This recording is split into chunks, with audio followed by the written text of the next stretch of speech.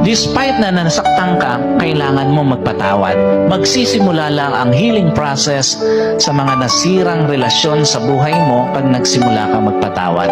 Hindi para sa mga nanakit sa'yo, o hindi para sa'yo.